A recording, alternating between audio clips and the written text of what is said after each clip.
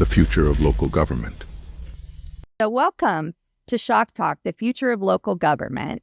I'm Sheila Shockey. I'm your host, and I'm the founder and CEO of Shockey Consulting, and I'm also a futurist.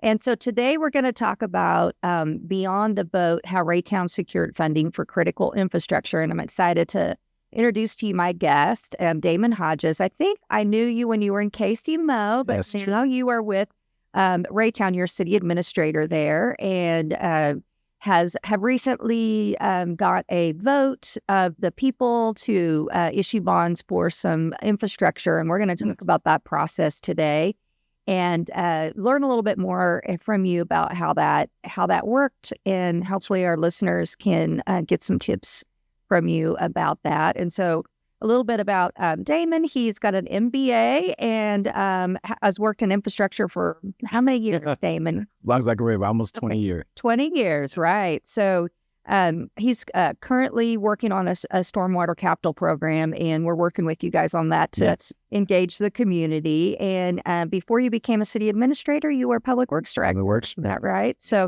great path to go into city administration, since a lot of your decisions have to do with critical infrastructure. So that's great. And you have also worked on some pretty high-profile projects in Kansas City, Missouri, when you worked there as well. So what are some of those that you've worked on? Yes, I worked on the Power and Light District. I was the lead project manager for that one, for the infrastructure-wise. Wow. So it was kind of neat to be able to see, born and raised in Kansas City. And so I used to take the Metro. Back then it was called the Metro, but now I see KCATA. Take the bus with my grandmother. My mother worked downtown for about 25 years and got to see the renaissance of Kansas City. So I got pretty cool, right? It was. Yeah, now you're working on Raytown, getting some cool projects implemented there as well. So that's awesome. Definitely. So thanks for joining us today. I really do appreciate it. One of the things I think about when I think about the challenges of infrastructure is you really can't continue to kind of grow your way out of maybe budget issues. You're a fully developed community. Yes. And so really a lot of your development is redevelopment, and your infrastructure is aging, as most communities. So tell me a little bit about your approach to reinvestment in the community in terms of infrastructure. Sure. I mean, like you said, we're a landlocked city. We're actually surrounded by Kansas City. So, we're first ring suburbs. So your funding is what your funding is, pretty much. It's not having many greenfield areas where you can see new development.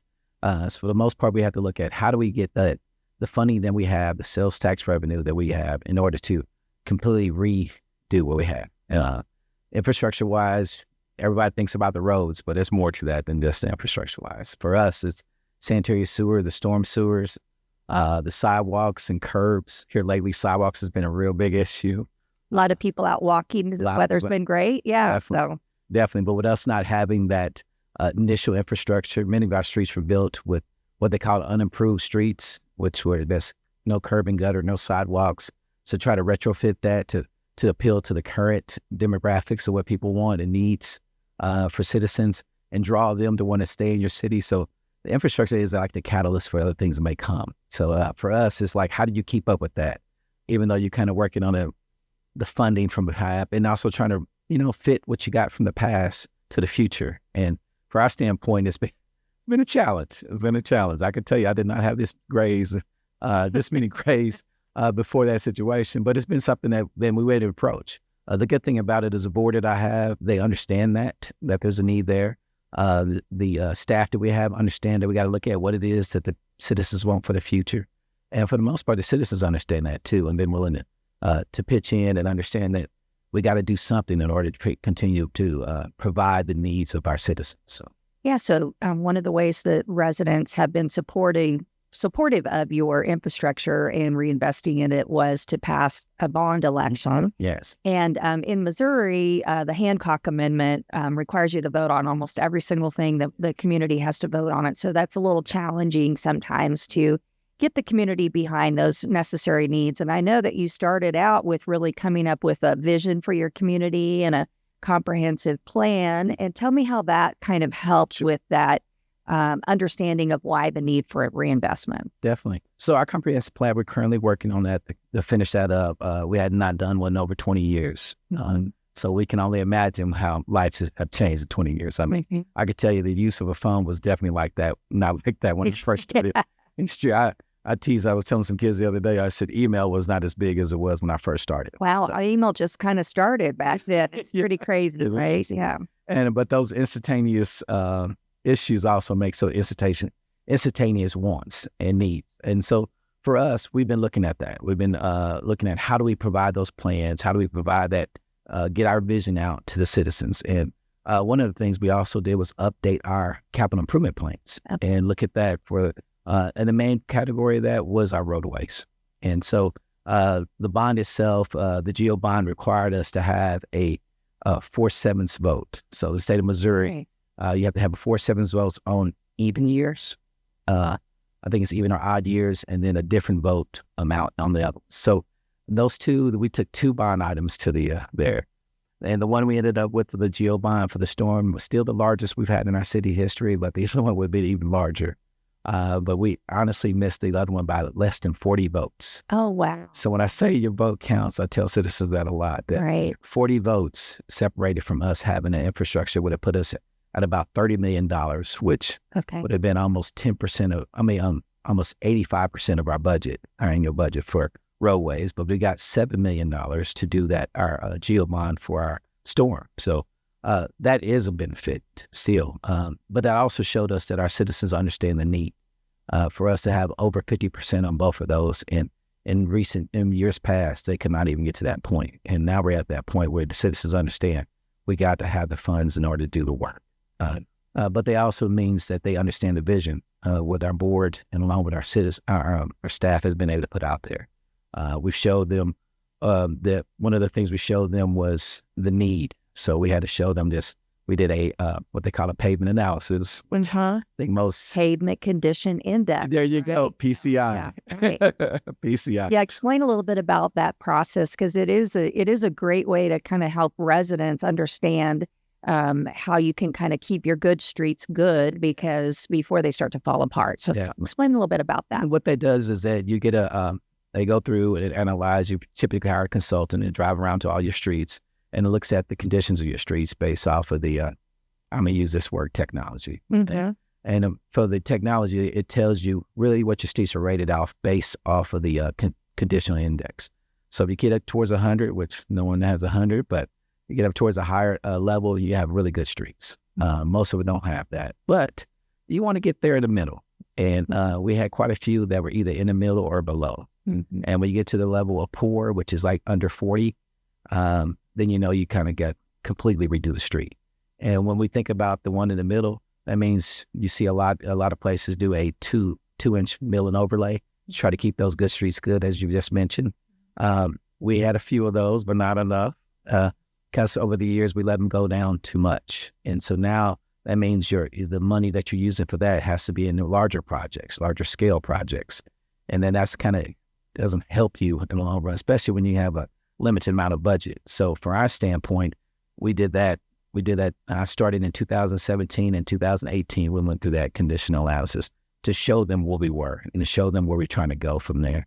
And that, I believe, helps kind of put it, because it's one thing to tell somebody, hey, your streets are bad, but it's another thing to bring the technology behind it and explain why your streets are bad. And for our standpoint, citizens got to see that and understood that. This has kind of been out there for, I really say, since the late 90s, when I go look back other forums that they had and other reports that they had in the past. But this one allowed them to see what it is as in today's budget. So we use that to help come up with a capital plan to show that, hey, we spend money in different places. This allows us to move forward what we're trying to get. And from our standpoint, we got a pretty limited budget. We use about 3 funds to do that. One is our capital sales tax. The other one is transportation sales tax. And the last one is pretty much our storm sales tax. And if you add all 3, you're talking about less than $4 million a year. So when you start to think about all that impacts, that's not enough what you're trying to do. So you got to figure out, how do I use that best to keep where we're at and try to continue moving progressing forward. So. Yeah, so your pavement condition index on some streets, you had to completely reconstruct those. And I know kind of over the years, construction costs have gone up a lot. And so how do you kind of keep up with the construction costs when you have to rebuild? Yeah. And tell us a little bit more about kind of how you try to preserve and maintain streets so that they don't get to that level. Definitely. So we try to preserve them where we can. So most of the time we look at different ways of doing that. One, as I mentioned earlier, the 2-minute milling over there. The other one is just things from microsurface opportunities there where you can keep a cap on there, which gives you the preservation. So when you're trying to look at street, try to preserve it as long as possible. Typically, the applications we do is 5 to 10 years application, which allows you to save for something different in the future. And we look at which streets we have for that. So the ones that's over a certain score on that PCI, we use those type of applications to keep those preserved. And typically they cost less at that time. It doesn't get into the major construction projects. We just recently did one project, a 2-inch mill and overlay with curb and sidewalk repairs, and it cost us about $1.3 million. And that was less than a mile of roadway. So a quarter of your budget went to just a mile. Just 1 mile. And you got over 300 plus miles of roadway that you need to do. So think about that. If you just really you're doing what you can, but it's really just kind of putting a little small dent in something that's pretty big. But you have other areas that you can provide needs. And one of them we've been looking at is how do you keep up is you got to keep up with the different types of applications in the industry. Ask around. People kind of sometimes balk at attending training and conferences, but also that's where you get more information about other type of needs or other type of applications throughout the world. Because right now it's just not a Raytown issue. Oh yeah, this is more of a worldwide issue, but right. And America's infrastructure doesn't get a very good grade. I know that they put that out every couple years, and nobody wants to get a D, but that's kind of where we're at in terms of overall infrastructure. Yeah, and I think that's just a past practice of not funding kind of as you go, and definitely the Hancock Amendment can kind of strap people because you do have to go out and get that voter approval to increase. And so what are some of the ways that you educated the public other than kind of getting that overall pavement condition index? Oh, we also went out just to talk to them. Mm-hmm. We held different neighborhood meetings. We call them town hall meetings for us. Mm-hmm. Submit anything online through our social media outlets. Let them know what's going on as far as that. Corresponding with through our board of aldermen as well in our meetings, giving updates annually on what we're doing infrastructure wise. We both put out an annual report as well, along with a couple of newsletters that we put out that goes directly to their mailboxes to try to get them information, things that are more tangible in their hands, and give them an update on where we are and what we've been doing. And maps and tangible things they can actually put their eyes on really do help. Because they understand where that street was done. And sometimes with us, it's a help and a hindrance. But to me, to be a smaller community, people drive through the areas that you're working on. Mm-hmm. So we mentioned the other day about just how many cones were out, because that also shows progress. Right. People don't like street closures and that sort of thing, but they like it after it's complete. There you go. There you go. That little inconvenience also means there's some progress coming. And so, and that one helps a lot. Sometimes just word of mouth. I mean, when you get certain ones who are familiar with what you're doing, resident wise, they understand and they try to tell others, hey, they are doing this, or hey, we're doing that. And most of our board members are good vocal leaders on letting the citizens know what's being done and correcting some of the misnomers that might be out there about what's being done. So right. Can you imagine, letting your house deteriorate over that time and not putting money into it every year or so? And I think that's a great way for people to kind of relate to the fact that, everything you see outside and don't see, even under the ground, you've got to continue to invest and make money, put money aside for that, so that you, keep track of your home and your community that way. We talk maintenance a lot. We use those things that people can do.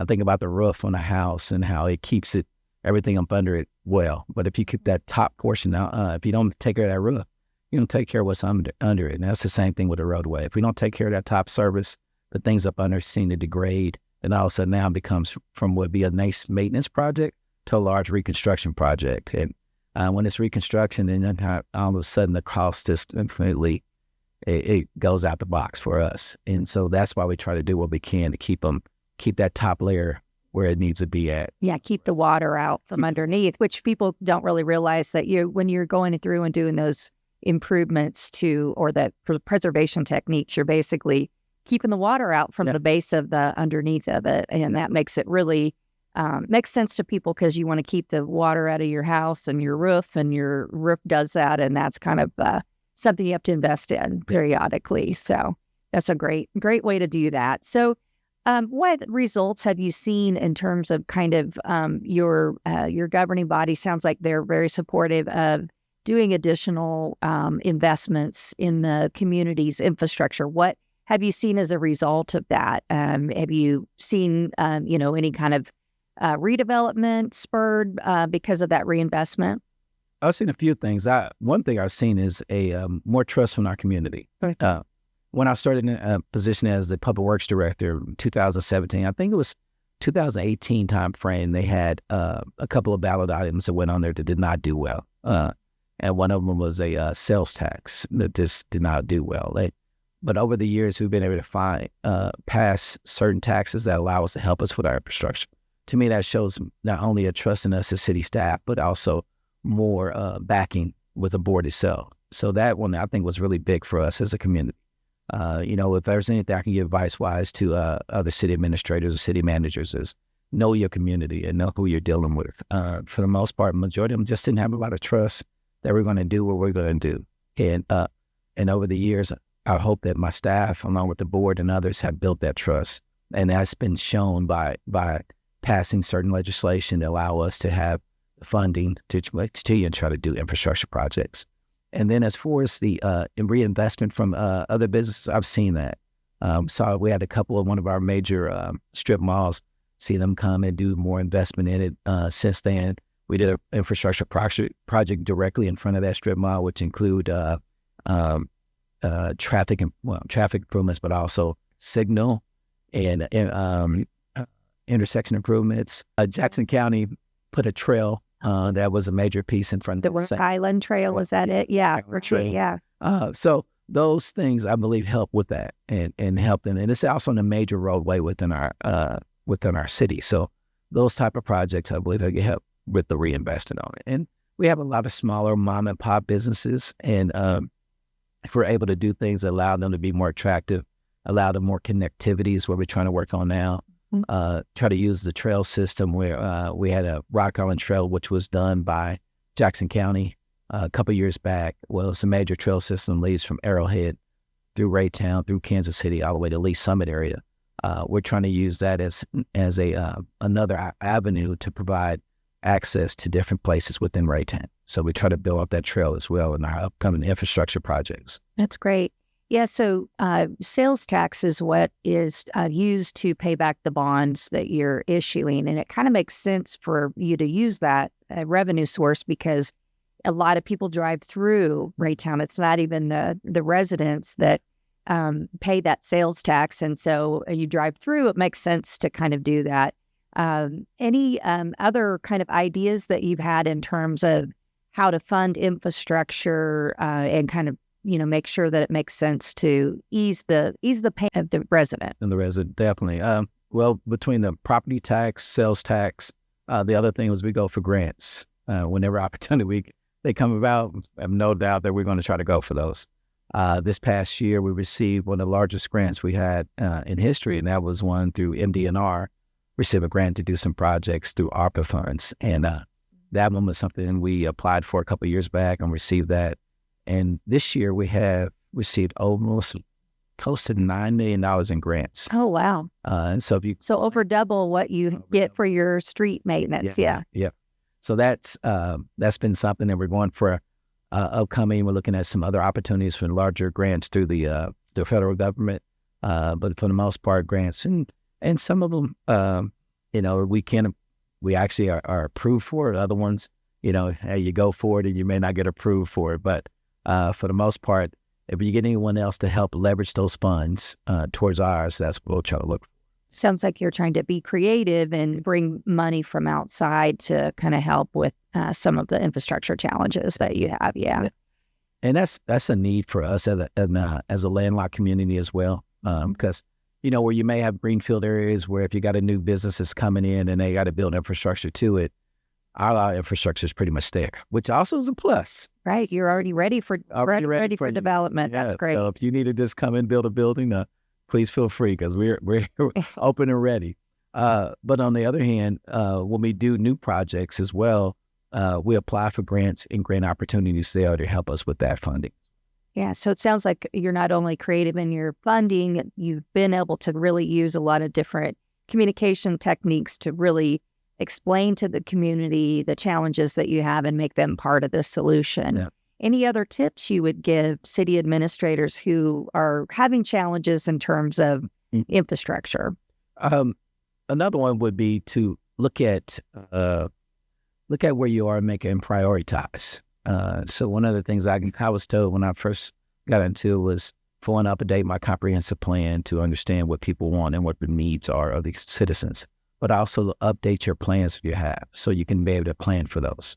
When I first started, we had 3 projects that had been kind of sitting, had not been able to move forward. And we're looking at what funding we could do to move those forward. And myself, along with the finance director and others, were able to look at other avenues to make those projects. And all 3 of those were grant-funded projects. So when you start to look at that, what is it that you have infrastructure-wise? What are your needs and what are your wants at the time? But you can do that by coming up with a plan. And there's for us, coming up with a plan allowed us to be able to put our funds where we needed at the moment, and also plan for the future. One of the things we're looking at now is, how much design costs it. Yeah. So many times you start to get a cost of a project and you don't include the design costs. And the design costs can be pretty high. Mm-hmm. So now we're trying to use our capital plan to show what the design costs may be in year 1 and year 2, along with right-of-way cost. And then we show what the actual construction costs might be in the future. And that's allowed us to be able to actually put pen to paper and plan out how can we finance these projects and allow not only the board, but also the citizen know what those projects would look like cost-wise. Great. And those are on your website then? They can see your plans? Yes. And well, we put it in our budget book. It's still a work in progress. I'm not going to say it's perfect, but in the recent years, we put that in our budget book to show the citizens where they're at and what's needed. And for us, it's been helpful. It's also been helpful if you have turnover. If you have someone change their position, you still know what the plan is. And that person can come in and see, okay, well, you already had these projects set to go in year whatever. So they can plan for it as well. Because with us as smaller municipalities, it's hard to compete sometime on with the retainage and the and recruitment of employees. So you want to try to have the plans already ready to go. So that if you do get good employees, better use them and you had to move forward. What they're trying to do. Right. Yeah. So capital improvement planning sounds like it doesn't only, it helps educate the public about what the importance of infrastructure is, but that you have a plan. And then that helps also with folks to be more apt to say, yeah, I'd like to vote for that funding because you have that out there and they can trust that you're going to execute that plan. Definitely. Yeah. And one of the things too, I could say one of the misnomers we've had in the past was looking at your property tax. So with us, we're in Jackson County, and so property tax has been a really big conversation piece over the past couple of years.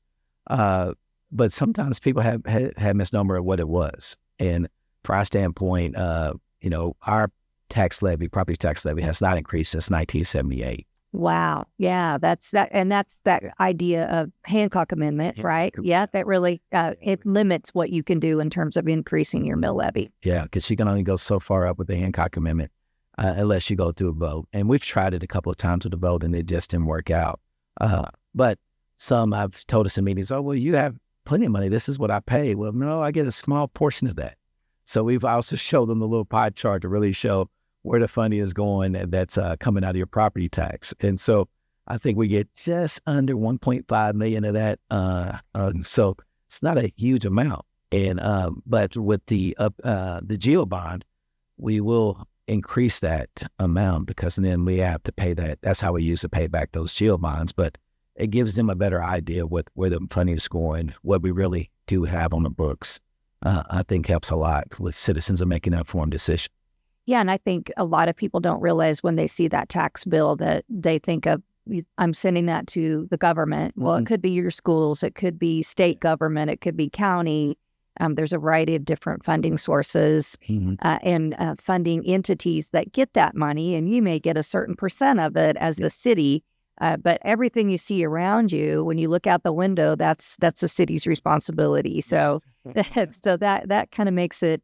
I think that's why people think it's the city's revenue, right? But it's not always, and that makes it challenging too. So the understanding that is great public education to help people really see that you do have a challenge in terms of managing and balancing that expenditures that you have and you need, and the needs that they desire, and the revenues that you get in. So sounds like you have lots of different sources that you're trying to kind of put together and make that plan a reality.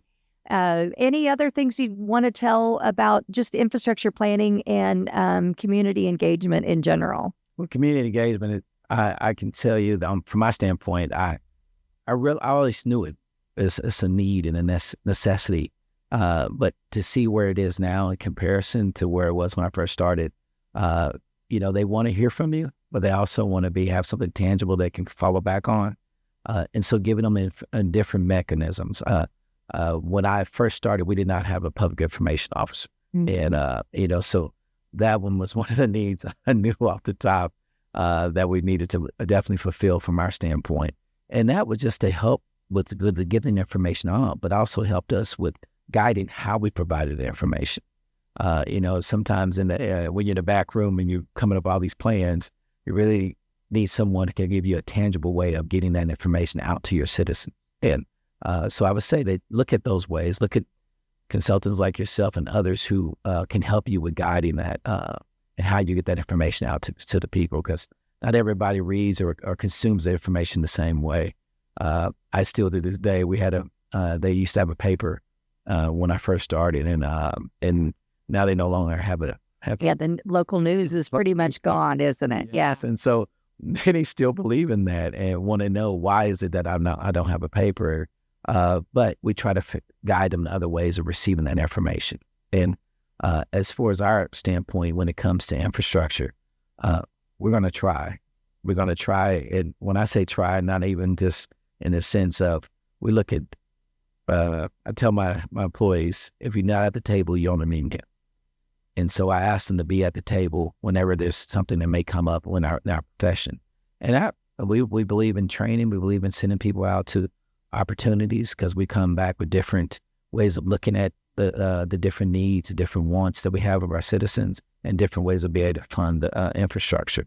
One of the main sources right now for us is looking at what the federal guidelines are on or opportunities there for funding infrastructure. And so that one's an animal in itself, but not many of our smaller jurisdictions have someone on staff who can just full-time work on sending out paperwork or filling it out or being a grant writer. So we got to kind of wear multiple hats as well. And with that, wearing those multiple hats, we know, we got to push where we can and then figure out where we want to be at in the future. So I think it makes sense too to not think about what grant money is out there and go for just a grant because it's a grant, but have your priorities set in terms of your plans and then go out and look, because as you said, you don't have the resources to kind of just bring in everything. You have to be real strategic about what kind of grants funding you go out for and that sort of thing. But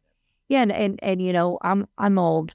So I don't have the gray hair because I'm covering that up. But, the local news is really was the way to get your community information out there. And so you're really stepping up and becoming almost that news source for what's going on in your community by doing engagement and then feeding back.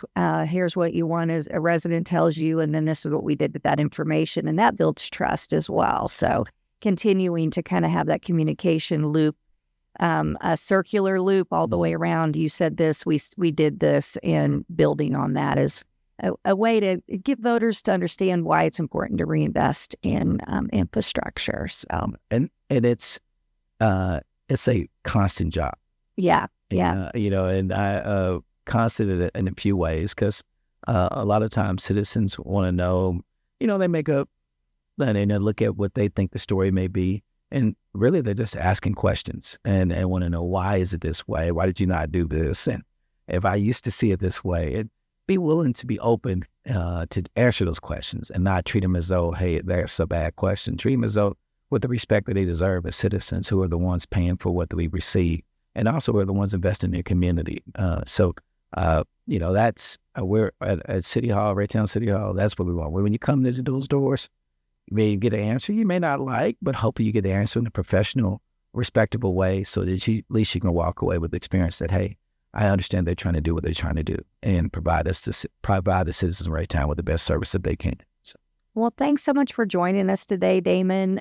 We're both infrastructure geeks, and it's always fun to talk about pavement condition index. But I think really the key message is that jobs have changed in public works and city administration over the years, and community engagement is not an add-on anymore. It's a need. It's a central part of how you operate, and getting the community to understand the importance of they're in a partnership with you to provide the services that need. So Thanks so much for your information today, and hopefully you can join us again. That'll work. So remember to subscribe to Shock Talk, the future of local government, for more insightful discussions about cool things like infrastructure and community engagement, because the changes in those really do impact our communities. And thanks for listening, and continue to plan, gauge, and inspire together.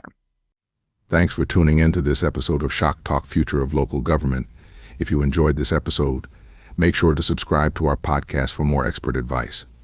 To stay up to date with Shockey and get all the behind-the-scenes content, you can follow us on Instagram at Hey Shockey.